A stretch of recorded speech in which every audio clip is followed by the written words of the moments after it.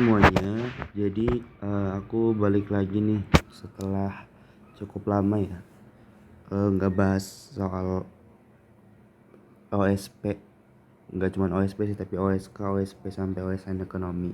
Jadi sekarang kebetulan aku dapat beberapa soal OS KSNP ekonomi tahun 2021. Jadi ini aku dapat sumbernya dari Syifa Ulia. Dia kemarin ikut KSNP ekonomi 2021. Nah tapi kayak sama kayak aku tahun 2020, soalnya itu dia kumpulin lewat SS waktu ngerjain, lewat screenshot waktu dia kerjain. Jadi mungkin nanti kalau belum lengkap ya mohon maaf ya. Dan juga aku terima kasih juga buat Syifa yang udah bantuin, udah mau ngasih soal ini ke aku. Oke. Nah, sebelum kita mulai bahas untuk persiapan OSP nanti, aku dan tim aku lagi ngadain pelatihan OSP. Nah, itu ada pelatihan yang intensif 20 jam, ada yang berbayar dan sebenarnya biaya juga affordable atau terjangkau lah. Ada juga nanti aku pengen rencanain kita pelatihan untuk 4 jam secara free. Nah, nanti kalian bisa cek pelatihannya di uh, link Instagram yang aku taruh di deskripsi video. Oke. Nah, dari kita bahas, kita sekarang masuk ke pembahasan deh. Dari nomor 1 dulu. Nah, jadi di soal KSNP Ekonomi 21 itu ada 3 tipe soal ya. Ada pilihan majemuk yang A B C D E kayak biasa. Terus ada yang pilihan berganda. Terus ada soal yang 1 2 3 4 kayak yang gini. Terus nanti ada soal yang sebab akibat. Nah, kita bahas dulu soal yang 1 2 3 4. Jadi kalau buat soal ini itu pilihannya A itu 1 2 3 benar, B 1 3 benar, terus C 2 4 benar, dan D itu 4 doang yang benar. Kalau E itu 1 2 3 4 benar. Nah, dan ini pun ada cara cepatnya gitu, ada triknya buat ngerjain soal yang kayak gini. Ini nanti berlaku nggak cuman untuk kalian ngerjain OSP atau OSN nanti atau lomba-lomba yang lain, tapi nanti juga kalian pakai untuk ngerjain kalau misalkan nanti ikut tes perguruan tinggi dan lain sebagainya. Nah, kita mulai dulu deh dari nomor 1 nih. Harga barang mewah mula-mula 30.000 per kilogram, lalu naik menjadi 35.000 per kilogram. Keadaan tersebut akan menyebabkan, nah dia itu bilang kalau terjadi perubahan harga dari bawang merah gitu. Iya kan? Harganya naik nih dari 30.000 jadi 35.000. Berubah. Nah, kita ingat bahwa di kurva permintaan dan kurva penawaran itu ada perubahan. Yang pertama movement dan yang kedua ada yang namanya shifting. Nah, kalau perubahan harga dia itu cuman menyebabkan movement along the curve gitu, bukan menyebabkan shifting. Jadi movement itu maksudnya pergerakan di sepanjang kurva ya. Kalau kalian udah belajar, kalau shifting itu pergeseran. Nah, kalau harga berubah dia cuma nyebabin pergerakan tanpa menyebabkan pergeseran gitu. Jadi kalau kalian lihat pilihan 1 2 3 4-nya, pilihan 1 dia bilang kurva permintaan bawang merah bergeser. Berarti salah dong. Ya kan? Yang 2 juga salah. Gitu, bergeser. Salah. Nah, sebenarnya ketika kalian udah tahu gitu pilihan 1 dan 2 itu salah, maka kalian bisa coret opsi dari pilihan gandanya itu, dimana yang ada pilihan 1 dan 2 itu salah pilihannya. Nah, A salah kan karena dia ada 1 dan 2. Terus B juga salah, 1 3 ya kan ada satunya. Yang C juga salah ada 2-nya. Yang E juga salah ada 1 dan 2. Berarti yang benar, kemungkinan yang benar itu yang D gitu. Itu kalau kalian kepepet ya. Tapi kita bisa uji juga nih apakah benar kalau yang benar di sini tuh cuman yang 4 gitu, kelebihan penawaran bawang merah gitu. Oke, kita cek ya. Nah, kenaikan harga sambal botol itu benar apa enggak sih? Oke, sebenarnya ini tuh bisa benar, cuman kalau kalian lihat ini kan harga bawang merah ya. Nah, harga bawang merah itu kan bukan komoditas utama gitu yang menjadi input dari pembuatan sambal, ya kan?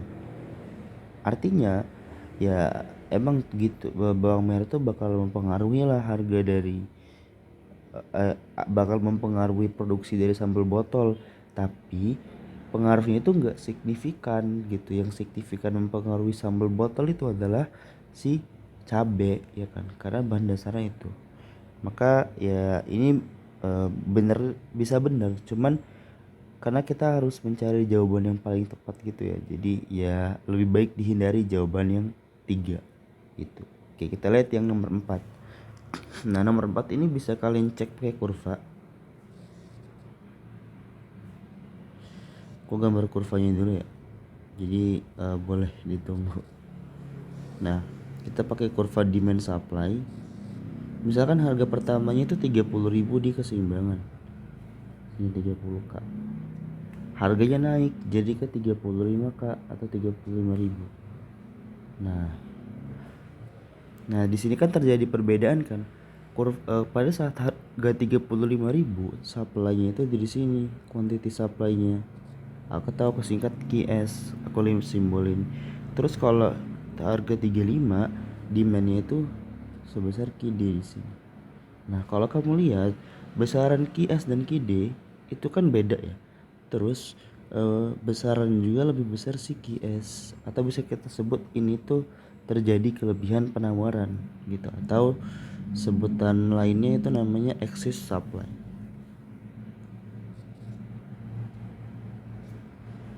Excess supply. Nah, jadi jawaban yang benar nomor 1 itu ya cuman yang 4. Maka jawabannya itu D gitu guys. Oke, kita next ke nomor 2.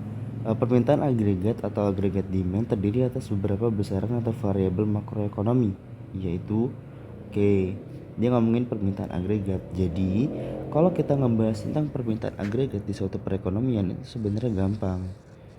Nah, karena yang kita bahas dalam sini itu cuma terdiri dari variabel-variabel yang kita hitung di pendapatan nasional, GDP pendekatan pengeluaran gitu. GDP pendekatan pengeluaran, apa rumusnya?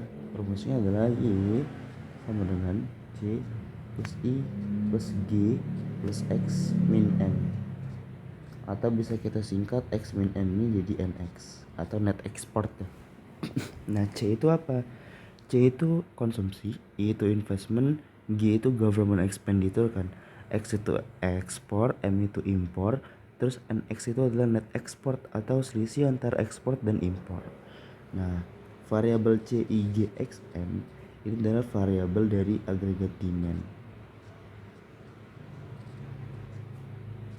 Gitu. Ya udah, tinggal kita pilih aja yang ada salah satu atau salah berapa dari variabel yang ada di sini. Yang satu, pengeluaran konsumsi masyarakat, benar ya? Terus yang dua, pajak langsung dan tak langsung. Oke. Nah, pajak langsung dan tak langsung itu sebenarnya bisa benar ya gitu, karena dia bilangnya pajak. Nah, jadi pajak itu tuh sebenarnya bagian dari agregat demand tapi secara implisit, atau dia tuh mempengaruhi gitu agregat demand, cuman pengaruhnya tuh nggak kelihatan. Kenapa? Karena dia tuh implisit di dalam C gitu. Jadi kalau kita detailin, C itu rumusnya adalah C sama dengan CO itu autonomous consumption ditambah B dikali YD. Nah, di mana YD itu sama dengan Y dikurang tax. Tax ini pajak gitu. Nah, tapi apa ya, meskipun dia punya pengaruh,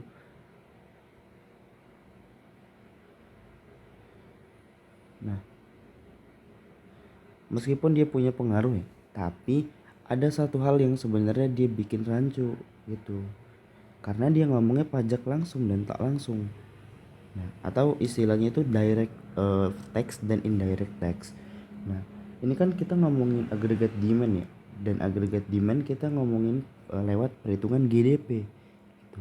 Kalau kamu ingat pembahasan macam-macam perhitungan pendapatan nasional, mulai dari GDP turun ke GNP, turun ke NNP, turun ke NNI dan seterusnya, itu ada pajak yang beda-beda, ada pajak langsung dan pajak tak langsung gitu. Nah di GDP itu kamu nggak ngitung pajak sama sekali, kamu mulai ngitung pajak itu di kalau nggak salah di personal income ya, di PI yang paling bawah itu, dan ada juga di disposable income gitu. Nah berarti ya sebenarnya bisa benar, cuman lebih baik gak usah dijawab, dan aku milih untuk nyalahin. Terus yang tiga, investasi perusahaan. Nah ini udah benar kan, ada yang variabel I di sini, berarti benar. Terus jumlah uang beredar. Nah balik lagi mirip kayak pajak gitu. Jadi jumlah uang beredar itu dia bakal mempengaruhi variabel I gitu. Kalau teks tadi dia, kalau pajak dia mempengaruhi variabel C. Kalau jumlah uang beredar dia bakal mempengaruhi variabel I gitu. Kenapa? Karena jumlah uang beredar ini kan dia bermain di pasar uang, dan pasar uang itu tujuannya untuk mempermainkan tingkat suku bunga ya kan. Nah tingkat suku bunga itu nanti bakal mempengaruhi besaran investasi gitu, atau bisa dibilang variabel pengaruhnya itu adalah R gitu. Jadi dia salah, dia mempengaruhi tapi secara nggak langsung gitu. Dan juga di soal linanya terdiri atas beberapa besaran variabel, artinya ya benar-benar eksplisit yang tercantum gitu. Jadi yang 4 dan 2 salah. Jadi yang benar 1 dan 3. 1 dan 3 itu pilihan B gitu. Oke, next. Bila seorang konsumen mengkonsumsi barang A dan barang B, berikut ini yang dapat menggeser garis anggaran ke kanan adalah. Nah, jadi kalau teman-teman udah pernah ikut pelatihan sama aku yang waktu training program kemarin, aku sempat bahas kan bahwa garis anggaran itu dia bisa geser, bisa juga berrotasi gitu. Nah kalau dia bakal berotasi itu dia apa ya, single faktornya atau faktor sendiri, yaitu karena perubahan harga dari salah satu barang atau perubahan harga secara bersamaan dengan proporsi yang berbeda. Nah di sini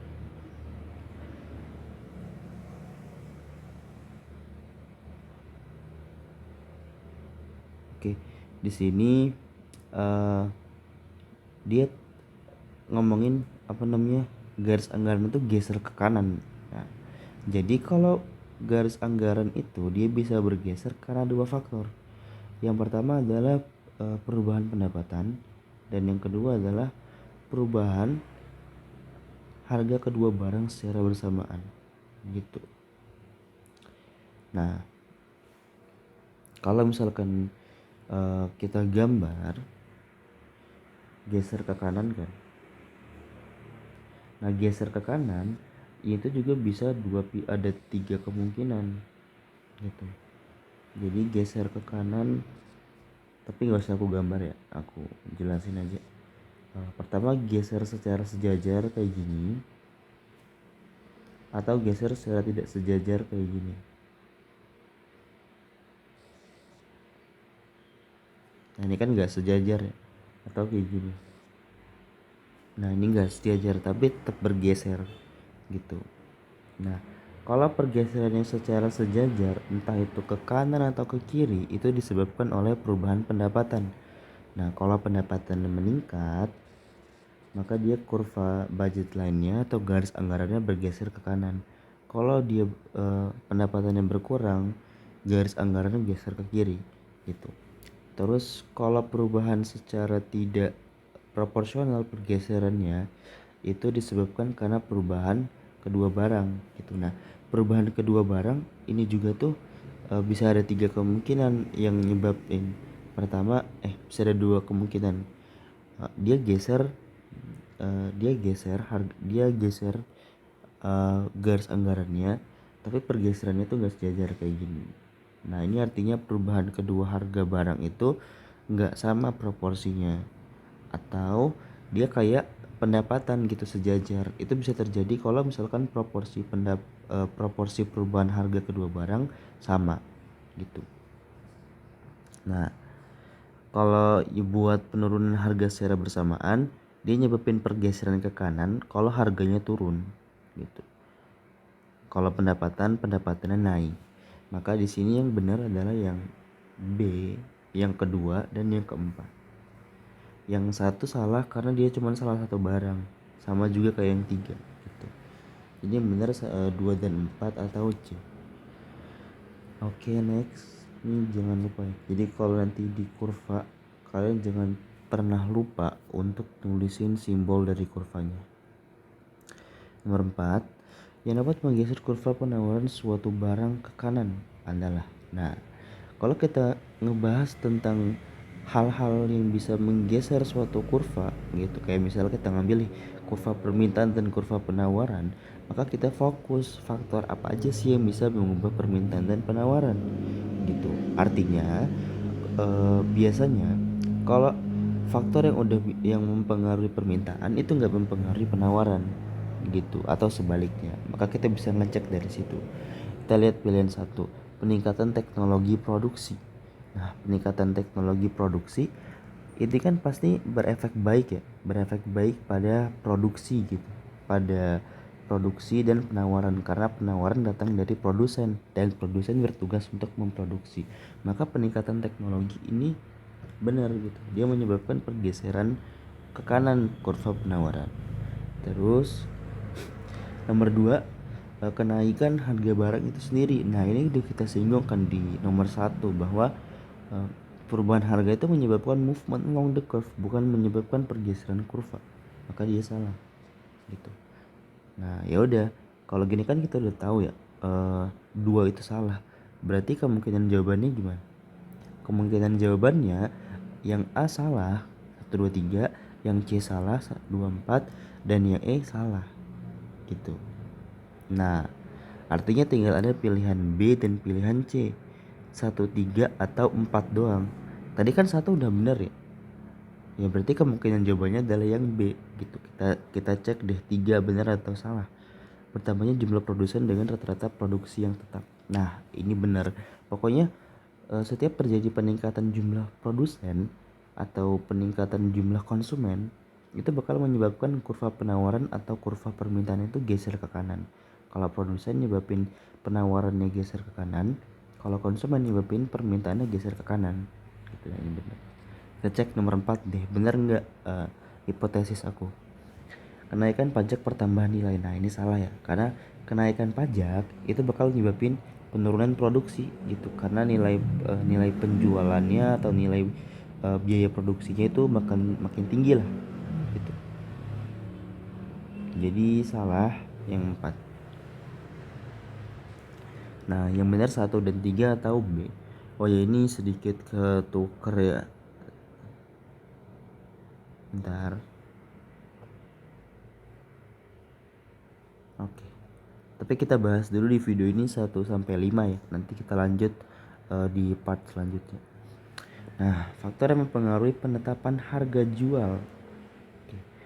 Harga jual ini sebenarnya pertanyaannya random ya. Ini tapi ada di materi akuntansi gitu, terutama di akuntansi biaya. Ini ada di namanya metode pricing gitu. Nah, sebenarnya ini juga udah dipelajarin gitu kan di mikro kan, yang kalian belajar laba maksimum gitu, MR sama dengan MC, atau P min AC per P min AC dalam kurung dikali T ya kan, atau TR min TC. Nah, berarti itu kita bisa nentuin harga di mana sih yang tepat untuk memaksimumkan produksi gitu. Nah, kalau di sini kita lihat harga beli ya jelas lah, karena kan itu kan base cost apa namanya, kalau misalkan produsen yang apa ya, produsen yang dia itu merchandising company atau perusahaan dagang, ya nilai dari harga beli suatu barang yang pengen dia jual tuh bakal mempengaruhi harga jual. Ya iyalah, pasti ngaruh kan, karena dia pengen dapat profit gitu, pasti dia bakal berpengaruh. Terus kalau untuk ongkos angkut pembelian itu nggak berpengaruh ya. Kenapa? Karena itu tuh sebuah akun yang lain gitu. jadi dia kurang tepat.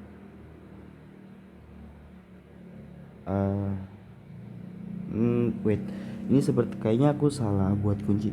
Seharusnya nomor 5 itu jawaban yang benar adalah yang uh,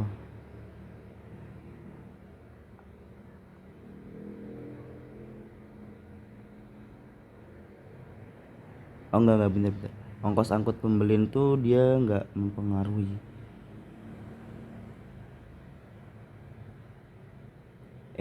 Wait, sepertinya aku salah. Oke, aku lurusin ya. Jadi ini tuh sebenarnya soal ini itu tuh pengen mancing kalian gitu. Seberapa paham kalian dengan konsep HPP gitu. Dia pengen tanya konsep HPP kalian tuh gimana. Maksudnya karena kan HPP itu salah satu apa ya, akun yang penting gitu dalam akuntansi gitu. Karena apa? Karena ya kalau misalkan HPP-nya terlalu besar dibandingkan dengan penjualannya, maka nanti dia bakal rugi. Itu artinya kalau pengen dapat laba yang tepat, maka kita harus tentuin harga jual yang tepat berdasarkan HPP-nya. Nah, HPP itu dipengaruhi oleh apa? Nah, HPP ini ada cara cepat ngitungnya. HPP sama dengan wali kot min potret akhir. Mungkin kalau kalian yang udah pernah nonton pembahasan soalku yang lain bakal ketemu ya, wali kot min potret akhir.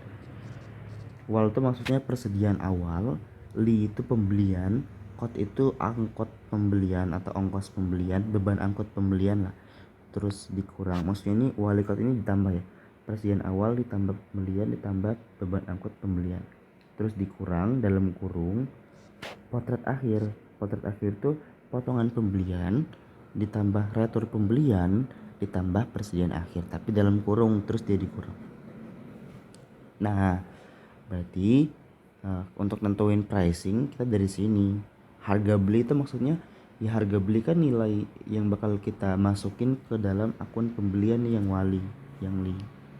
Terus kalau untuk ongkos angkut pembelian itu masuk ke beban angkut. Terus kalau diskon pembelian, nah diskon ini tuh sebenarnya nanti kalian bakal ngerti tentang dua hal. Ada namanya potongan pembelian, ada yang namanya diskon, dan itu dua konsep yang berbeda. Kalau potongan dia masukin suatu akun namanya potongan pembelian, tapi kalau diskon dia nggak masukin. Maka ya, sebenarnya nomor 3 ini bisa kita salahin. Ini masih kita tanda tanya deh. Nah, untuk daftar pembelian dia bakal berpengaruh kan karena ada akunnya di sini gitu. Udah, berarti dia berpengaruh. Nah, masalahnya adalah nggak ada pilihan gandanya yang benar 1, 2 dan 4 gitu. Maka ini bakal ada dua kemungkinan gitu. Dan jawaban B aku yang di sini itu salah berarti. Dan berarti kalian ngikutin yang 1, 2, 4. Cuman kalau udah posisi kayak gini dan ya lebih baik kalian ngisi kan daripada kosong. Nah, lebih baik kalian isi benar semua. Kenapa? Karena chance-nya itu kemungkinan besar. Siapa tahu maksud diskon pembelian itu bisa juga potongan pembelian gitu. Jadi ini bukan jawaban yang mutlak benar ya. Ini apa ya? Saran aja, jawabnya yang E atau 1, 2, 3 dan 4 benar. Oke, mungkin itu dulu pembahasan soal KSNP Ekonomi 2021 nomor 1 sampai 5 pilihan ganda. Nanti kita lanjut lagi di video selanjutnya, dan aku bakal buatin playlistnya juga biar kalian gampang. Dan jangan lupa kalau misalkan kalian pengen ikut pelatihan, langsung aja cek di deskripsi video, dan juga jangan lupa like dan subscribe channel ini biar aku bisa terus bantu kalian. Oke, thank you guys.